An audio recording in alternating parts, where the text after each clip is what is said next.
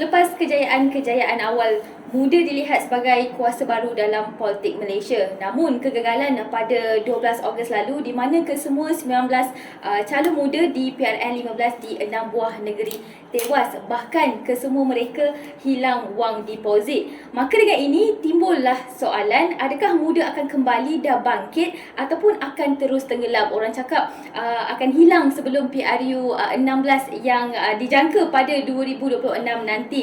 Dan selepas kekalahan itu, ramailah yang membuat hantaran mengeluarkan komen-komen yang jelek terhadap muda itu, muda ini. Tetapi hari ini kami di MKR bawakan kepada anda semua tetamu dari parti muda sendiri untuk memberi peluang dan ruang untuk muda memberi perspektif mereka sendiri tentang keputusan ini.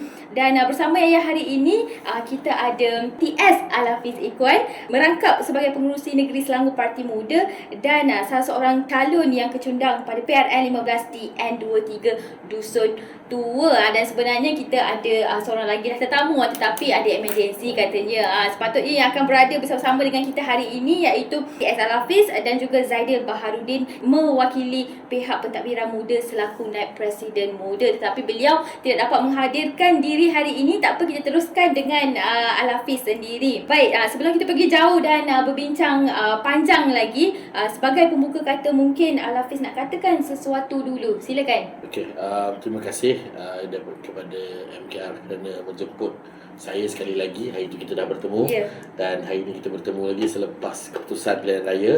Jadi saya pertama-tamanya saya nak mengucapkan terima kasih dan juga orang kata apa, tahniahlah kepada seluruh calon-calon muda yang berani ke hadapan untuk menjadi suara muda. Walaupun kita tewas, tapi bagi saya ada satu orang kata apa, ada satu sinar yang kita akan lihat pada akan datang.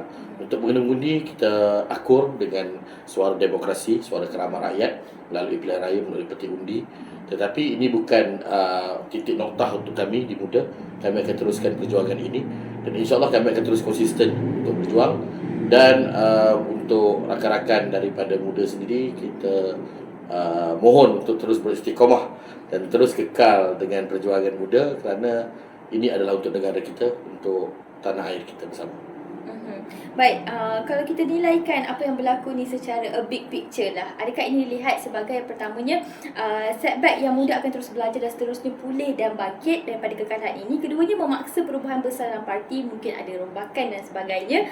Dan ketiga, menyoal pucuk kepimpinan muda khususnya kepada Presiden Sheikh Saddiq. Dan keempat, dilihat sebagai riwayat muda hanya setakat di sini sahaja. Di mana antara penilaian ini, mana yang orang kata makin antara yang terhampir lah bagi pendapat Hafiz? Okey, pertama saya lihat sebelum kita decide ataupun kita putuskan untuk kita mengambil bahagian dalam pilihan raya ini, kita dah tahu apakah yang kita akan hadapi, iaitu risiko-risiko, terutamanya berhadapan dengan kekalahan. Ada pertandingan, ada menang, ada kalah, dan kita terima dan akur kekalahan ini. Tetapi macam saya kata tadi, bukanlah satu titik noktah untuk kita, kerana muda membawa satu idea dan juga satu pembaruan politik yang mungkin belum boleh diterima sekarang, tetapi mungkin akan datang. Dan insyaAllah saya rasa, kalaulah tadi daripada 4 yang dicadangkan, saya berasa bahawa muda ini mempunyai sinar harapan yang orang kata apa, yang masih diharapkan oleh rakyat. Pertamanya saya nak sedikit, saya nak buka sedikit data yang saya dapat daripada negeri Selangor sahaja.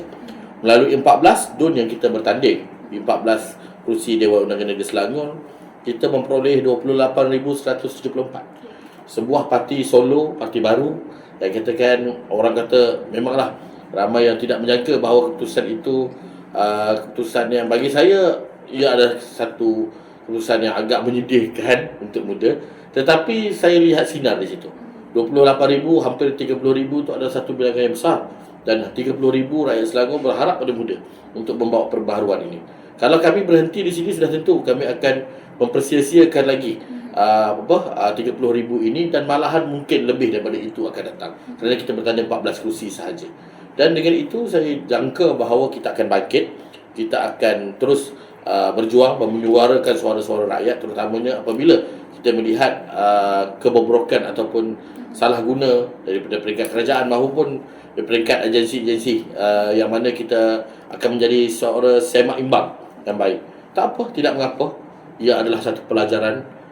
Jatuh sudah tentu, namun kita kena bangun dan bingkas untuk ke hadapan dan berjalan lagi.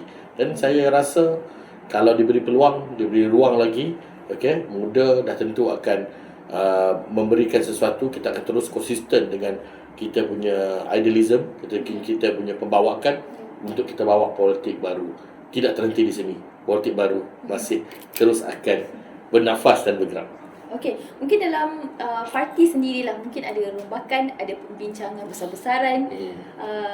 Mungkin dah tak nak Cik Saddiq misalnya. Ada tak Al-Hafiz? Okey. PRN ini bukan satu ukuran untuk kegagalan atau berjayanya sesebuah parti. Namun dah tentu ada indikasi yang diberikan kepada rakyat kepada kita. Kita kena akur bahawa apabila sesuatu tindakan ataupun sesuatu keputusan itu dilakukan, ada impak dia.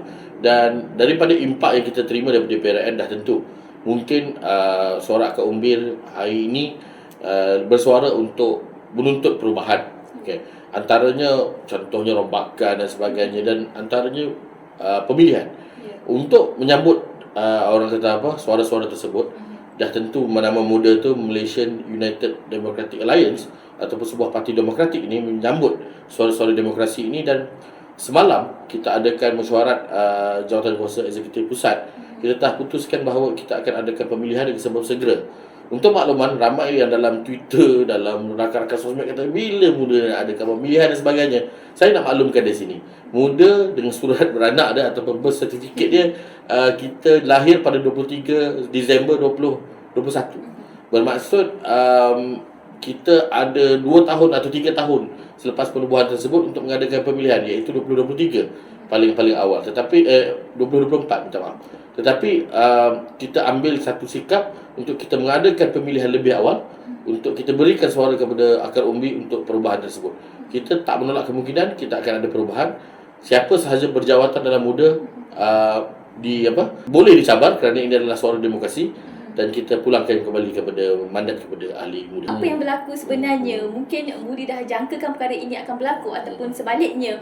Mungkin daripada pihak muda sendiri mungkin boleh terangkan supaya mereka di luar sana yang sebelum ini menyokong parti ini tahu yang sekurang-kurangnya kepimpinan peka kepada kesilapan yang dilakukan. Okey, pertamanya saya nak maklumkan di sini bahawa muda masuk dalam pertandingan ini dalam keadaan yang begitu sukar. Kita adakan kita punya keputusan untuk bertanding ini dalam mengetahui bahawa sentimen rakyat di bawah terutamanya tidak memihak kepada muda. Kita dah tahu daripada awal gelombang hijau itu akan berlaku. Kita juga tahu pertembungan daripada Pakatan Harapan yang masih lagi mahu mengekalkan kepimpinan sedia ada kerajaan perpaduan pun wujud. Jadi stigma ketakutan, stigma fear mongering ni dimainkan dalam sepanjang PRN ini berlangsung. Dan disebabkan itu naratif yang dibawa muda tenggelam. Kita kena akui bahawa realitinya hari ini rakyat masih lagi bermain dengan dui parti, yang mana masih lagi ada A dan B sahaja yang layak menjadi kerajaan. Tapi kita akur dengan suara ini, dan saya yakin bahawa kehadapan rakyat akan lebih terbuka mata, dan kita akan lebih membawa Malaysia ini ke arah yang lebih orang kata progresif, yang lebih meraihkan kemajemukan multiracial negara kita. Dan ini yang saya khawatir akan datang apabila stigma naratif kita kena berterus terang, iaitu stigma naratif perkauman ini dibawa-bawa. Ia tidak akan membawa Malaysia satu tahap yang lebih baik, malahan kita akan regresif dan ke belakang. Muda kena hadapan, muda kena sambut cabaran ini. Ya, kita kalah, kita tewas, tetapi akan datang belum tentu untuk kita menyatakan bahawa muda ini bagaimana. Dan saya yakin kalau ini yang diberi peluang, saya rasa saya dah jangka bahawa waktu mana kita ambil keputusan untuk bertanding, kita akan berhadapan dengan tewas. Tetapi suara dan juga visi kita ini jauh lebih menjangkau daripada itu, iaitu untuk reunite Malaysia menjadi lebih baik. Kalau kita lihat di kawasan pantai barat ataupun di kawasan utara, kita dah lihat bagaimana sentimen di sana. Ada yang satu negeri itu sampai 33-0. Tak ada pembangkang. Jadi apa yang berlaku bukan sahaja di peringkat muda went wrong, tetapi di sebelah sana juga perlu menjawab soalan ini. Dan bagaimana sebuah negeri tidak ada pembangkang? Bagaimana saya nak imbang di sana? So saya pun tak faham apakah yang dimahukan oleh rakyat, tetapi saya yakin dan percaya bahawa akan ada sinar untuk negara kita dan negeri Selangor terutamanya. Cara jujurnya lah dari pihak muda sendiri, adakah jentera parti muda sendiri lemah, dan kalau ya, macam mana nak betulkan perkara itu? Pertama, kita akui bahawa parti ini parti baru. Okay? 2 tahun yang pertama kita bergelut dengan keadaan untuk meramaikan dan menambah keahlian kita, namun masih belum cukup. Okay? Ramai daripada ahli-ahli kita, orang muda ni masih lagi berkerjaya, dan juga mereka ini antaranya terutamanya wanita berkeluarga, keluarga baru lah orang kata. Jadi untuk mereka komit kepada masa dan juga jentera ini, satu pengorbanan dan satu, orang kata apa, cabaran yang nyata yang kita hadapi oleh muda. Tapi saya yakin dan percaya politik yang baru yang dibawa oleh muda ni adalah sesuatu yang luar daripada jangkauan politik yang kita alami, yang kita ada sebelum ini. Saya beri pendapat macam seperti mana saya bagi tahu Yaya dalam tempoh wawancara yang hari itu tu, saya kata apa, kalaulah rakyat menilai prestasi ataupun siapa yang nak jadi wakil rakyat tu berdasarkan bendera, berdasarkan sepanduk dan sebagainya, dah tentu muda akan ke belakang.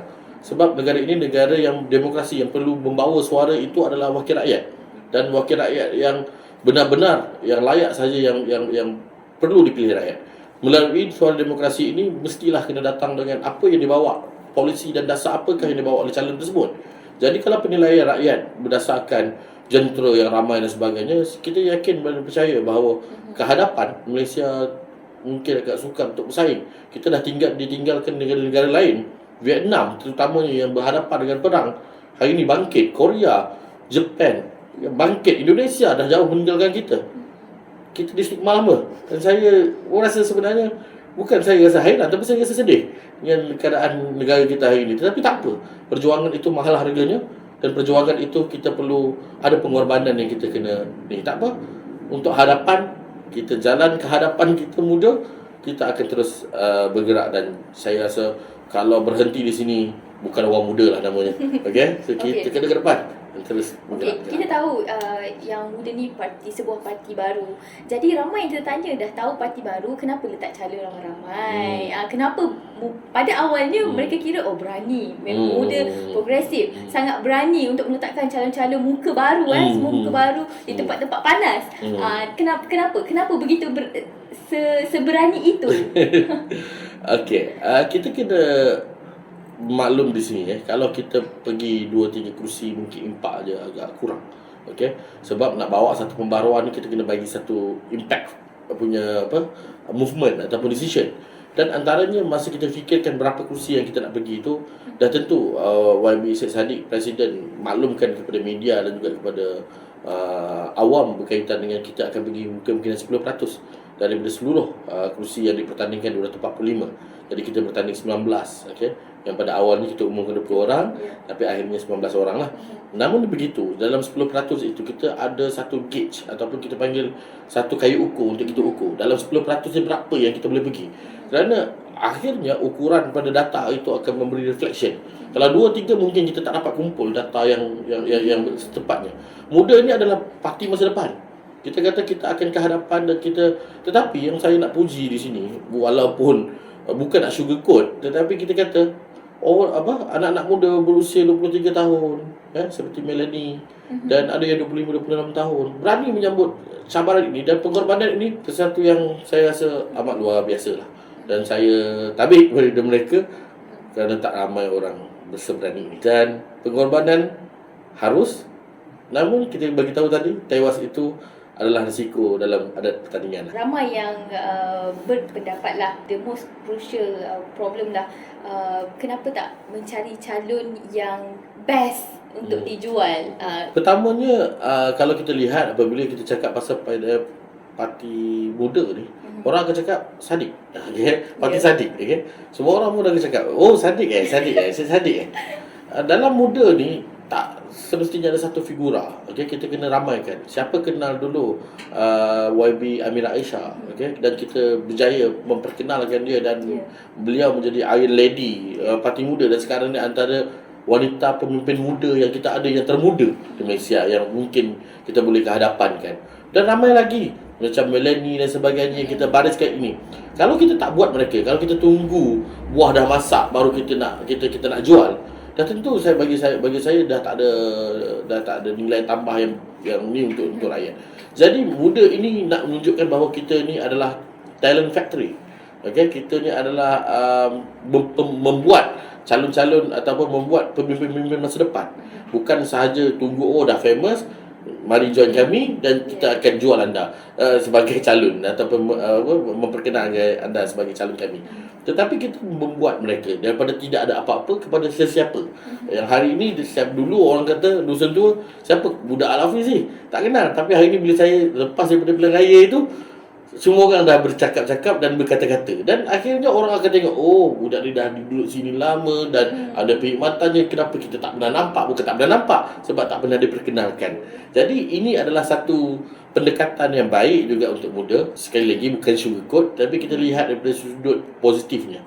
Okay? Dan saya yakin dan percaya akan datang, kita akan ada talent-talent Syed Saddiq kedua, tiga, keempat, malahan mungkin lebih lagi daripada Syed Saddiq yang kita akan lahirkan daripada muda. Saya optimis dan saya menjangkakan itu akan berlaku, insyaAllah. Al-Hafiz sebagai calon dan juga pengerusi negeri Selangor untuk Parti Muda, mungkin Al-Hafiz boleh lihat dari segi pengamatan Al-Hafiz lah, ada kemungkinankah mana-mana 19 kekalahan ini boleh dielakkan? Maksudnya dari segi a better performance di tempat-tempat seperti Bandar Utama yang parti meletakkan Abby Lim dan juga Bukit Gasing, BKK Raja, which Sid muda rasa actually boleh buat better sebab tempat itu pengundinya urban, kawasannya urban dan penduduknya berpendidikan tinggi. Okey, pertama banyak kali dah pertama ni.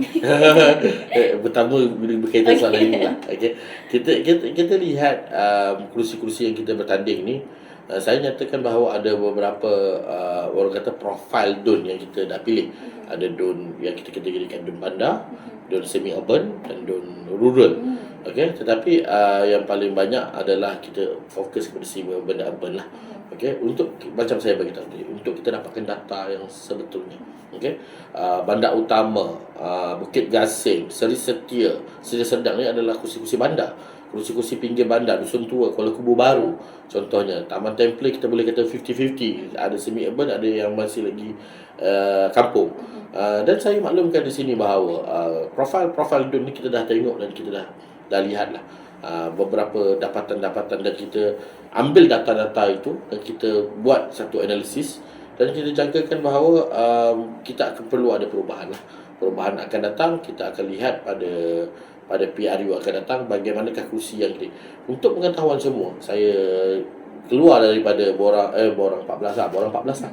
Dia dapatan daripada borang 14. Boleh dikatakan saya agak terkejut, undi Melayu urban dan semi urban antara penyumbang kepada muda. Kita jangkakan bahawa undi non-Malay yang bagi kepada kita, tapi undi urban Melayu dan semi urban bagi 3,000 bukan satu nombor yang kecil untuk sebuah parti solo. 4,000 ada dulu parti solo. Kita ingat kalau kat Lembah Jaya dulu tak sampai 1,000 susah kan. Di Hulu Larat kita ada pertemuan sampai 6 penjuru, 7 penjuru. Ada yang sampai 300 lebih saja, tetapi muda mendapat 3,000. Saya rasakan ada satu sinar yang baik. Dan ada kawasan seperti Subang Jaya 4,700. Itu antara undian yang tinggi juga. Walaupun gap dengan majoriti itu sangat jauh, tetapi 4,700 yang percaya kepada apa yang muda bawa, apa yang dasar muda bawa. Dan saya yakin kalau diberi peluang, insyaAllah kita akan buat banyak lagi kerja sebab kita dah dapat data sekarang ni. Dan saya yakin Melayu muda ataupun Melayu urban dan semi urban ni dah lihat muda sebagai satu platform akan datang ataupun parti masa depan. Bagi pendapat Al-Hafiz sendiri, antara 19 kawasan ini, mana yang orang kata dia punya nak boleh menang, kawasan nak boleh menang tu tinggi lah? Mana satu antara 19 ni? Nanti kalau cakap saya punya tempat ni pula kan, cakap sendiri pula, tapi sebenarnya kalah. Okey, tapi kita bagi potensi macam ni lah. Apabila saya bertani di Dusun Tua, waktu ketika mana diumumkan awal Dusun Tua, kita tahu bahawa Dusun Tua ni bukan satu kawasan yang terlalu bandar, dia antara bandar dan semi urban ni. So kita boleh katakan bahawa sukar untuk kita busi kawasan-kawasan ni. Tapi apabila kita pergi ke kawasan-kawasan itu, sambutannya sangat baik. Okay? Terbalik pula di kawasan bandar. Saya bila berkempen di kawasan bandar rasa macam janggal, tapi bila di kampung dia orang saya sambut. Dan inilah yang mungkin muda perlu terokai. Okey, dusun tua antaranya Kuala Kubu Baru, lagi Batu Tiga tu antara kawasan-kawasan yang mungkin ni. Saya juga tak menolak kemungkinan di negeri-negeri lain juga kita ada potensi. Di Terengganu, okey, walaupun Lok Malong tewas dengan 300 lebih kot undi yang dia dapat, ya kita tahu bahawa giant di Terengganu ni bukan saja muda menjadi mangsa, dengan BN dengan PH pun jadi mangsa. Jadi untuk membuka satu lembaran baru di Pantai Timur ni, Lok Malong adalah seorang figura muda yang berani. Tak ada satu parti lain selain daripada muda yang berani jadi third force di sana dan muda ke sana. Saya tabiklah kepada Lok Malong dan calon-calon muda yang orang kata, ramai orang cakap oh hilang deposit, tapi saya jangkakan yang mereka yang bercakap itu tu adalah orang-orang yang memang pakaian mereka hari-hari mereka berpolitik, tetapi orang awam dan masyarakat melihat yang bukan orang politik dan sebagainya melihat ini adalah satu pembaruan. Dan saya jangka lepas daripada ni PRN ni kita akan tumpu untuk membina parti, iaitu macam yang cakap tadi, jentera muda ni cukup ke? Itu yang kita akan fokus lepas ni. Kerana apa? Daripada dapatan ni 30,000 ni, kita tahulah oh Selangor ni ada 30,000 orang yang sokong muda. So bermaksud 30,000 tu kalau kita guna semua, cukup jentera kita antara yang terkuat juga tu. Tapi kita nak kenal pasti, kita akan dapatkan orang 14, kita akan bukakan lebih keahlian dan kita akan bergerak ke depan. Ramai yang tanyalah, adakah ada rasa kekesalan sebab orang kata tak bersabar dengan Pakatan Harapan. Sekiranya bersabar ataupun bersama-sama dengan Pakatan Harapan lagi, mungkin ada kerusi, beberapa lagi kerusi untuk ada muda. Macam mana ni Hafiz? Pertama saya kena lawan arus sikit lah. Okay. Orang muda ni mesti kena lawan arus. Sebab kalau dia tak lawan arus, dia ikut je, akhirnya kalau yang salah pun dikatakan betul, maka kita akan ke jalan yang ke jalan yang tak betul lah. So apabila kita buat keputusan untuk tidak bersama dengan kerajaan perpaduan, apa yang kita lihat dan kita kesan daripada kerajaan perpaduan hari ini? Dulu antaranya mereka memperjuangkan isu melawan rasuah ni. Saya ingat memang bertiap kali ceramah itulah yang dilaungkan. Tapi akhirnya apabila telah menjadi kerajaan dan membentuk dengan rakan baru mereka, akhirnya mereka terpesong dan ter-off track sikit daripada apa yang mereka perjuangkan sebelum ini. Juga dengan beberapa perkara-perkara seperti isu-isu besar yang disenyapkan dulu, berkobar-kobar mengatakan isu LCS antara isu terbesar mengatasi YMDB, hari ini senyap membisu isu pelantikan Azam Baki, pelantikan JLC dalam kalangan orang-orang politik. Dan ini yang mereka perjuangkan hari ini mereka lupa, kan? So kita perlu sedar bahawa kalau tidak ada sesiapa yang mengatakan tidak kepada mereka, maka mereka akan membuat apa sahaja kepada negara ini. Dan sebagai orang muda, saya takkan benarkan ini berlaku di negara saya. Dan tanah tumpah darah saya yang akan kita warisi kepada generasi yang akan datang. Dan ini kita kena beri satu mesej yang jelas, signal yang jelas kepada rakyat bahawa muda, walau bagaimanapun, bukan jawatan yang beri keutamaan, bukan posisi dalam kerajaan yang beri keutamaan, ataupun apa-apa materialistik yang mungkin mengamburi mata-mata kebanyakan daripada orang politik. Tetapi muda memilih jalan songsang, memilih jalan yang sedikit berliku untuk masa depan negara kita. Nampak gayanya daripada nada tu, sudah pasti sekarang persefahaman antara muda dengan PH dah tamat dan hanya bekerjasama dengan PSM, Parti Sosialis Malaysia. Tetapi adakah muda akan cuba berkawan balik dengan Pakatan Harapan? Orang kata kerajaan paduan lah. Adakah akan cuba-cuba ataupun orang kata hubungan tu dah semakin jauh dan renggang? Mungkin sebab fahaman ideologi politik yang dibawakan tu berbeza. Saya nak ulas ni dari segi apa bentuk kerjasama. Kalau apa yang dibawa oleh kerajaan hari ini melalui Pakatan Harapan dan Barisan Nasional itu baik, maka muda akan menyokong 150%. Okey, bukan 100%, 150% kalau ia baik daripada kerajaan. Kalau perkara itu adalah sebaliknya, maka kita akan menjadi orang yang pertama di barisan hadapan untuk mengatakan tidak. Okey, bermaksud muda hari ini bukan sahaja menjadi kawan, tetapi juga menjadi rakan yang membetulkan. Kalau rakan tu, bila kita tahu orang tu dah nak pergi ke, contoh kata nak terjun gaung, kita cakap lagi jalanlah, ini jalan yang betul, maka kawan kita tu akan masuk gaung, kan? Tetapi muda sebaliknya, kita cakap jangan. Bermaksud kita ambil langkah yang tidak populis. Jangan. Kerana akhirnya yang akan menjadi kesan, dia akan menjadi impak ini adalah rakyat. So muda akan di situ mengukuhkan hubungan dan sebagaimana. Saya rasa kita tidak bermusuh dengan sesiapa pun.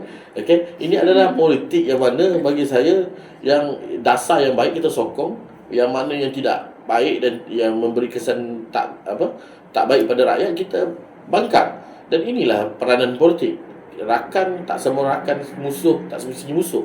Jadi bagi saya, apabila kita berentak dalam PRN, sudahlah, kita berentak dalam PRN dan tetap pilihan raya. Tetapi selepas pilihan raya, kita akan bekerjasama dalam apa sahaja bentuk. Muda akan ke mana saja kalau jika dipanggil untuk memberikan pandangan kita. Dan saya yakin bukan saja kerajaan PH, tetapi kita kena akui bahawa kerajaan Perikatan Nasional di utara juga kalau dijemput kita untuk hadir dalam mesyuarat mereka dan sebagainya untuk mendapatkan pandangan orang muda, kita akan hadir dan kita berperanan sebagai semak imbang, dan insya-Allah kita sama-sama bawa lah ke mana kita, ke arah mana saya pulangkan kepada pucuk pimpinan. Okey, dan kita akan perbincangkan. Itu pun adalah salah satu langkah lepas PRN yang kita akan ambil. Kita akan buat postmortem pada 26 hari bulan Ogos ini untuk kita lihat apakah hala tuju kehadapan dan jalan kehadapan muda untuk membawa negara dan parti ini ke hadapan. Tapi Al-Hafiz setuju tak yang hubungan antara muda dan kerajaan perpaduan tu agak renggang lah? Kalau diambil secara literal ataupun secara ni, ya, saya akui. Okey. Tetapi kalau diambil secara politik batang, okey, Pakatan Harapan, kita bagi tahu Pakatan Harapan ni asalnya daripada Pakatan Rakyat, daripada Parti Keadilan Rakyat, DAP dan Amanah. Hari ini dah jadi beberapa parti yang lain. PAS sebelum ni adalah rakan mereka. Pun saya katakan bahawa politik ni dynamic. Okay? Time will change, and kita kan jangkakan bahawa masa sahaja yang menentukan segalanya. Dan akan datang, politik ni akan lebih rencam, akan lebih dynamic dan fluid. Jadi muda kena pandai positionkan diri mereka dalam keadaan ini. Muda, saya nak bagi sikit je tambahan plus point. Kita ni lahir dalam keadaan politik negara, konflik negara yang tak pernah berlaku dalam era-era sebelum-sebelum ni. Era-era sebelum ni kita dah tahu dah, apa sahaja keputusan menjadi kerajaan. Kalau yang nak tahu dulu, Barisan Alternatif pada tahun 1999, mereka nak lawan ke pilihan raya ni, tujuan mereka bukan nak jadi kerajaan pun, nak jadi pembangkang. Okey, jadi mereka sendiri pun tak yakin sama Barisan Nasional itu boleh tumbang. Tapi akhirnya pada tahun 2018 baru boleh diterjemahkan perkara itu melalui PRU13. Berapa tahun tu? Jauh tu, daripada 1999 hingga ke 2018. Hampir satu dekad, kan? Ataupun lebih. Jadi muda ni kalau nak bercakap berkaitan dengan masa, kita kena akui bahawa masa juga memainkan peranan dan kita perlu sabar sikit dan masa menentukan. Orang kata parti muda ni masih baby lagi. Orang kata 2 tahun ni bercakap pun tak pandai, boleh baru cakap mama papa, lepas tu merangkak baru. Okey. Al-Hafiz Ikhwan sendiri, bagaimana pengalaman menjadi calon sekarang lepas kecundang kan? Ada perkara yang Al-Hafiz buat berbeza ataupun semuanya sama saja? Masih lagi mengambil tahu hal di Dusun Tua? Pertamanya, selepas daripada kempen 2 minggu yang begitu memenatkan, saya mengambil masa sedikit untuk berehat lah. Okay? Berehat bukannya berehat daripada politik, tapi berehat fizikal. Kita nak berjalan lagi 4 tahun ni, kan? Tapi kalau saya terus esok pagi dah tahu keputusan dia ditolak oleh rakyat, saya berjalan lagi, macam saya bagi tahu bahawa kita pun nak bergerak dengan jangka masa yang lebih panjang. Kita kena susun, re-strategize balik semula. Healing dulu, okay? Relax dulu, dan kita akan ke hadapan balik semula. Apabila saya menjadi calon hari itu, apabila parti memberikan amanah kepada saya untuk menggalas tanggungjawab tersebut, pertama yang bagi saya rasakan bahawa calon ini bukanlah pentas untuk menjadi famous ataupun selebriti. Dia adalah tanggungjawab yang besar. Jadi di bahu saya adalah 75,000 tanggungjawab warga Dusun Tua untuk kita terjemahkan. Macam saya maksudkan, Dusun Tua ni perlukan satu pembaruan, perlukan dibawa satu reformasi dari segi pelbagai bentuk, terutamanya kemajuan lah. Jadi dengan itu saya rasakan bahawa menjadi calon hari itu tu, pertama teruja, first time, okay? Keduanya lahir rasa keinsafan pun ada. Apabila saya pergi ke lapangan, saya jumpa dengan masyarakat yang betul-betul susah. Saya pun sebab kan, saya kata ada abang tu terlantar sebab sakit dan akhirnya tak ada pembelaan. So saya rasa bercampur lah emosi dan juga perasaan saya tu. Ini menyebabkan saya cakap dengan kawan-kawan, jangan putus semangat.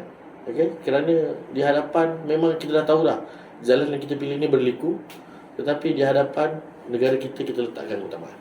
Sebab inilah janji kita pada pertiwi kita. Okay, selepas Al-Hafiz menjadi calon, pastinya Al-Hafiz ada pemahaman lebih mendalam lagi lah, sebab Al-Hafiz di lapangan. Al-Hafiz juga lama dah menetap di Dusun Tua kan. Mungkin Al-Hafiz ingin mencadangkan ataupun menasihati pucuk pimpinan muda untuk pilihan raya akan datang. Mungkin ada sesuatu yang ingin dikatakan, nak dinasihatikan kepada Akang Umbi sendiri. Saya nak maklumkan pada rakan-rakan pimpinan. Kalau nak cakap rakan-rakan pimpinan ni, saya ni termasuk sekali ni kan. So kata kalau kena belasah, saya pun kena juga daripada Akang Umbi ni. Jadi saya nak maklumkan pada rakan-rakan bahawa kekal konsisten, ya? Kekal konsisten dengan apa yang kita bawa, jangan berubah. Jangan pernah rasa kesal dengan apa yang kita nak bawa. Hari ini macam saya kata, mungkin rakyat tak nampak, tapi 2-3 tahun, 4 tahun yang akan datang, mungkin kita lah lebih dewasa, mereka baru faham apa yang kita nak bawa. Satu, macam saya kata, menongkak arus ni tak ramai orang akan ikut kita.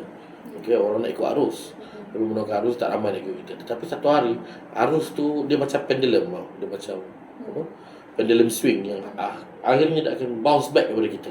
Saya yakin waktu itu dan masa itu akan sampai.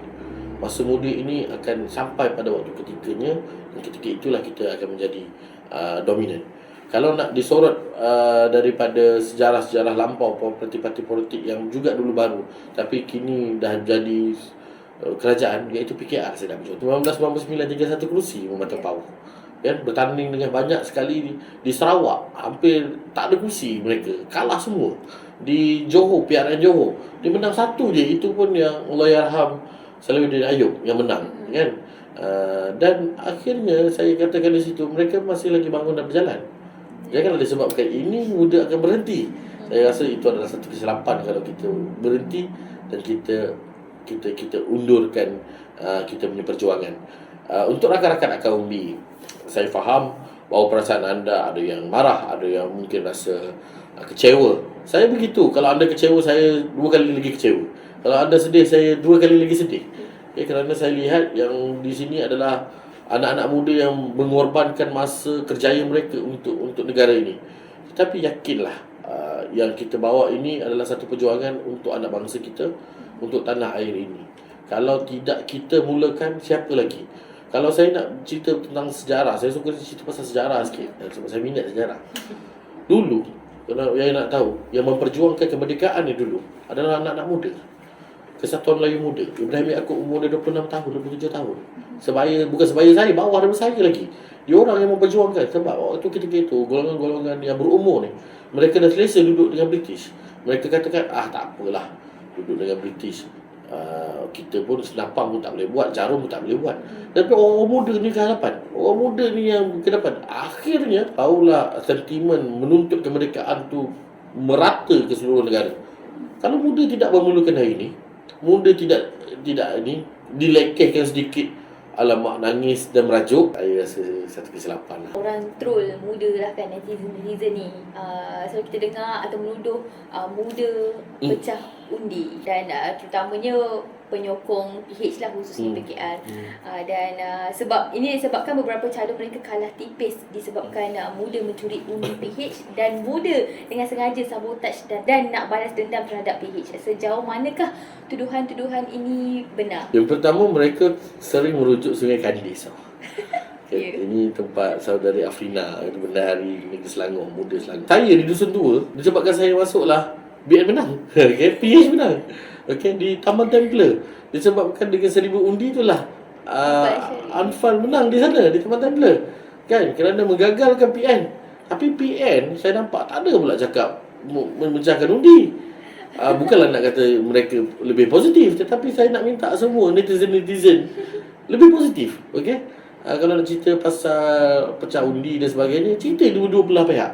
Mana muda yang pecahkan undi? Di Dusun Tua, kalau dicampurkan undi saya dan undi PN dah menang. PN dah menang dengan majoriti lebih kurang 100 undi. Taman Templer mungkin dah menang 600 undi PN. Untuk pengetahuan, netizen berterima kasihlah dengan muda menyelamatkan kerajaan negeri Selangor ni. Kita baca banyak sangat orang cakap Ya. benda tu kan. Tapi muda sebenarnya tak keluarkan apa-apa statement pun tentang perkara ini. Macam menelan je, macam membenarkan perkara itu berlaku. Tapi Macam benar saya kata ke? tadi, healing lah sekejap, sama lah kan. Kita akan keluar, hari ni pun kita akan keluarkan satu kenyataan media, Hala Tuju Muda, okey, tak perlu tergesa-gesa, 4 tahun ke hadapan ni banyak lagi perjalanan, okey, dan beri masa sedikit lah pada muda. Baik, kita tahu peratusan orang muda, bukan orang muda je lah, peratusan keluar mengundi hari itu sangatlah teruk. Jadi adakah prestasi muda yang kecundang teruk ini disebabkan orang muda tak turun mengundi? Sebab orang kata sekiranya mereka keluar mengundi, tentunya pastinya bilangan undi untuk muda lagi banyak lah. Benar ke perkara itu? Saya bukanlah peramal masa depan, tetapi apabila indikasi mereka tidak keluar mengundi, bermaksud ada sesuatu yang perlu dilakukan oleh kerajaan. Mereka sudah bosan dan muak dengan politik, okey. Dan mereka sendiri memilih untuk apa aku mengundi, akhirnya apa yang aku harapkan tak menjadi kenyataan. Okay? Dulu cakap lain, sekarang cakap lain, dan masih benda-benda ni yang menyebabkan mereka sekarang ni rasa kecewa dengan politik sedia ada. Tetapi saya tak menyalahkan pengundi. Tidak mengeluar mengundi pun untuk pengetahuannya adalah satu pilihan. Tapi mungkin kalau kita nak contoh Australia ni, dia ada satu undang-undang yang menetapkan bahawa siapa tak pergi mengundi adalah satu kesalahan. Okey, dan boleh dikenakan denda dan hukuman. Tetapi di Malaysia tidak. Okey, kita demokrasi, dan tidak keluar mengundi itu adalah satu pilihan juga kadang-kadang, iaitu mereka tidak nak, dah calon mereka dua-dua adalah mungkin yang bukan yang mereka mahukan. Dan sebab itu dalam proses pengundian kita ada satu istilah dia undi rosak. Kadang-kadang mereka bukan tak tahu mengundi, mereka tahu mengundi, tetapi mereka sengaja tidak mengundi kedua-duanya kerana kedua-duanya mungkin tak bawa perubahan. Sebab tu saya katakan bahawa kalau tak ada muda ni, orang akan lihat dua je. Dua saja figur politik, iaitu satu gergasi A, P, satu BN atau PN kan. Jadi kalau ini berterusan, maka orang muda akan makin lama makin tinggalkan politik dan makin lama makin tidak peduli kepada negara. So dengan itu saya nyatakan di sini, orang muda kembalilah pada realiti bahawa kita memerlukan anda dan kami juga muda memerlukan anda. Kalau tak minat dengan dua-dua tadi, muda membuka pintu yang seluas-luasnya tak ada.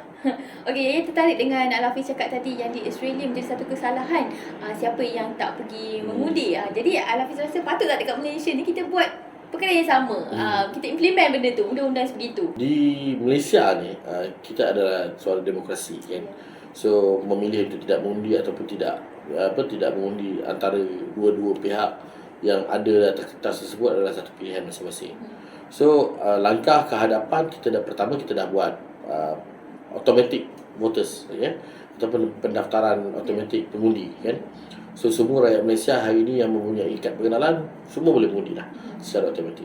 Dan untuk mendesak mereka untuk keluar mengundi, saya rasa belum perlu lagi. Okey, kerana kita perlu betulkan sistem negara kita dulu. Kita perlu betulkan dulu bagaimana penerimaan masyarakat terhadap negara kita, dan akhirnya barulah kita boleh implement. Kita bukan tak boleh nak enforce orang. Orang kata apa, tiba-tiba nak enforce manusia ni untuk pakai topi keledar satu ketika dulu nak pakai topi keledar susah.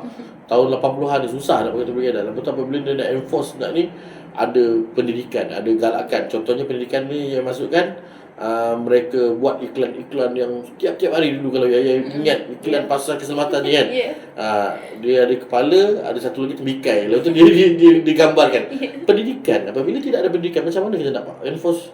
So saya rasa melalui pilihan raya kena ada letak. Saya setuju juga calon diletakkan silibus berkaitan dengan kefahaman tentang pilihan raya ini dengan negara ini di dalam silibus pendidikan ataupun sistem kurikulum negara kita. Dan itu yang baru boleh kita terjemahkan kepada enforcement selepas. Muda masuk dalam pilihan raya ini sebagai pilihan progresif lah, dan seterusnya tewas. Adakah muda akan ubah jalan ataupun haluan sikit menjadi orang kata lebih pro Melayu untuk pilihan raya yang seterusnya, supaya boleh dapat sokongan padu anak muda Melayu yang sekarang ni dilihat lebih kepada pro PN? Melayu atau tidak, saya masih lagi orang Melayu kan. Ibu ayah saya orang Melayu dan sebagainya, tetapi saya bangga menjadi orang Malaysia, iaitu rakyat Malaysia yang mana kita kena akui bahawa selepas 1957 kita hidup berbilang bangsa dan multiracial, we are multiracial country, dan kita kena hormat hak dan setiap daripada kaum-kaum yang ada di negara kita. Dengan itu, muda ditubuhkan untuk semua rakyat Malaysia. Tidak kira dia Melayu, Cina, India, Kadazan, Iban, kita raikan semua. Dan untuk langkah ke hadapan, kita tak nampak bahawa politik perkauman ni perlu dijadikan satu strategi politik yang baik untuk negara kita. Jika tidak, kita punya visi pada awal muda ditubuhkan dah lari terpesong. Kita nak menyatukan mereka, akhirnya kita terpaksa pula disebabkan jawatan, nak dapatkan kerusi yang banyak, kita terpaksa ikut haluan. Mungkin macam saya kata, flow ataupun kontra flow tersebut mungkin ada sedikit cabaran, dan saya rasa dan yakin masyarakat akan lihat benda ni. Pro Melayu, saya tidak akan merubah, muda tidak akan merubah walau sekelumit pun kemelayuan saya. Saya still lagi Melayu, dan saya akan mempertahankan apa sahaja hak orang-orang Melayu yang ditemaktub dalam perlembagaan. Begitu juga dengan kaum-kaum lain. Mungkin perkara ini dipersoalkan sebab rata-rata mereka nampak yang muda ni lebih kepada urban. So bila kita cakap urban, dia macam tak sesuai dengan sifat kemelayuan asli orang-orang kita kan. Mungkin disebabkan itulah perkara ini dibangkitkan. Macam mana Hafiz? Betul ke? Okey, saya katakan di sini, dalam keadaan kita menuju ke hadapan, kawasan-kawasan bandar ni mereka pun ada target voters mereka sendiri. Ada, kita bukan, saya ni macam Yaya tahu, saya boleh berbahasa Mandarin. Tapi untuk mengetahui Yaya, ni kita rekod kat sini je. Ramai lagi orang Chinese pun tak kerti Mandarin, sebab mereka tak sekolah kat sekolah Cina pun. Saya antara produk sekolah vernacular. Dan untuk menyatakan di situ, kadang-kadang mereka punya language ataupun mereka punya laras bahasa, mereka dah terbiasa menggunakan English, dan akhirnya speaker English perlu dihadapankan tanpa orang kata apa, mengenepikan bahasa kebangsaan. So kita faham bahawa target voters kita, kalau yang melihat itu datang daripada Pokok Sena, datang daripada Pontian, mungkin kita akan berbahasa Melayu seperti saya akan berbahasa Melayu di Dosa Tua. Tapi apabila berada di Bandar Utama, berada di Bukit Gasing, dan target voters mereka sehari-harian, kalau saya dalam office pun, meeting pun, saya akan berbahasa Inggeris, so supaya itu adalah lingual yang difahami oleh semua di kawasan tu. So kita hormati kawasan itu punya demografik. Kalaulah kita hantar ulung-malung yang mungkin berbahasa Inggeris di Terengganu, saya rasa dia mungkin tak keluar lagi daripada Terengganu hari ni. So kita nak tengok demografik. So pemahaman demografik itu penting. Adalah kita dah menyebut Melayu tadi kan. Ramai juga yang berpendapat yang kebanyakan calon muda tidak mengutamakan bahasa Melayu, seolah-olah tak pandai bercakap bahasa Melayu ataupun tak selesa untuk bertutur dalam bahasa Melayu. Berbeza dengan majoriti calon dari parti lain lah. Adakah Al-Hafiz setuju? Dan kalau setuju, adakah seterusnya akan lebih mengutamakan bahasa Melayu dalam berkempen dan berucap dan sebagainya? Setuju dan tak setuju, ada dua. Yang setujunya, saya menyarankan kepada seluruh kepimpinan muda dan juga ahli-ahli muda, kita raikan dan kita hormati bahasa kebangsaan, kita amalkan bahasa kebangsaan, itu yang terbaik. Kerana akhirnya dalam Dewan Undangan Negeri, dalam Dewan Rakyat, kita akan berbahasa kebangsaan. Dan yang keduanya berkaitan dengan tak setuju. Macam saya belum mungkin tadi, demografiknya berbeza. Kita buat ceramah dekat bandar utama yang audiens kita, macam saya kata, English speaking punya community. Mereka dalam mesyuarat taman pun cakap English. Bukan bercakap Melayu. Mereka memang kehidupan mereka begitu dan dibesarkan begitu. Mungkin sukar sikit difahami oleh, macam saya kata tadi, masyarakat daripada Tapah, masyarakat daripada Mentakap. Tetapi daripada kawasan-kawasan tersebut, di kawasan-kawasan bandar, mereka itulah living style mereka. Dan demografiknya memerlukan mereka begitu. Mungkin waktu sekarang ni kita ada live TikTok dan sebagainya. So apabila kita ambil baik-baik perkataan ataupun ceramah-ceramah tu, mungkin orang cakap, asal Melayu lah, kenapa dia cakap ni bahasa Inggeris? Sebabnya kita punya audiens dan kita punya AGM dan sebagainya, semua kita menggunakan bahasa kebangsaan. Dan saya sendiri pun bertutur bahasa kebangsaan dan saya berceramah dalam bahasa kebangsaan. Tetapi apabila saya di kawasan Ceras Perdana, apabila saya di kawasan Taman Segar Perdana yang mana ramai komuniti Cina, bukan bahasa Melayu, bukan bahasa Inggeris, bahasa Mandarin saya bercakap. Jadi bermaksud kita nampak siapa target audience. So itulah mungkin kita raikan kepelbagaian kita. Itulah Malaysia yang sebenar. Baik, di penghujung show ini kan, mungkin Al-Hafiz nak katakan sesuatu kepada mereka di luar sana bagi mewakili pihak Parti Muda sendiri. Ada beberapa perkara yang mungkin saya nak ketengahkan. Yang pertama, saya memohon maaf. Okay? Mungkin ramai yang melihat ini adalah satu kegagalan. Saya memohon maaf. Bukan masanya untuk muda kali ini. Dah tertulis takdirnya bahawa muda tewas ke 19 kursi dan hilang deposit semuanya. Okay, saya mohon maaf. Yang keduanya, saya mengucapkan tahniah kepada seluruh calon-calon muda yang berani ke hadapan. Dan seterusnya, berterima kasih kepada pengundi-pengundi memberikan kami harapan lebih lagi kepada yang mengundi kami. Yang tak mengundi kami pun, saya berharap agar mereka akan membuka mata mereka. Muda akan terus membuat satu politik baru, politik yang berdasarkan politik nilai, politik yang berdasarkan khidmat, politik yang berdasarkan politik polisi yang kita nak bawa, iaitu untuk kebaikan negara dan kebaikan kita bersama. Masyarakat di luar, jangan gusar, jangan khawatir, kita bukan pemecah undi, tapi kita nak bawa pembaharuan. Tetapi mungkin cabarannya amat sukar dan saya akui bahawa jalan ini berliku. Saya mohon untuk rakyat Malaysia memberikan sokongan kepada Parti Muda dan berterusan, kerana akhirnya generasi kita yang akan datang inilah yang akan mewariskan negara ini. Generasi penonton di rumah yang hari ini masih lagi bersekolah, yang mungkin di darjah 3, darjah 4, 20 tahun akan datang, mereka lah pemimpin negara. Kalau tidak diberi peluang kepada anak muda, bagaimana kita nak bawa negara kita ini? So, saya minta renung-renungkan, kerana itulah kami berada di sini. Okey, kita dah pun sampai ke penghujung show. Untuk tajuk kita hari ini, Pasca PRN Hala 7 Muda, dan terima kasih diucapkan buat Al-Hafiz Ikuan atas kesudian untuk bersama-sama dengan pihak MKR dan Yaya hari ini. Dan kedatangan muda hari ini adalah untuk kita mendengar sendiri dari parti muda yang dihentam teruk oleh netizen dan penyokong parti di luar sana. Sekurang-kurangnya inilah penjelasan daripada muda, juga perspektif mereka. Dan Yaya kira itu sahaja dari Yaya dan tim MKR. Kita jumpa lagi di lain hari, lain waktu, lain topik untuk dikongsikan dan dibahaskan bersama orang muda kita. Hanya di My Campus Radio, jom berubah bersama.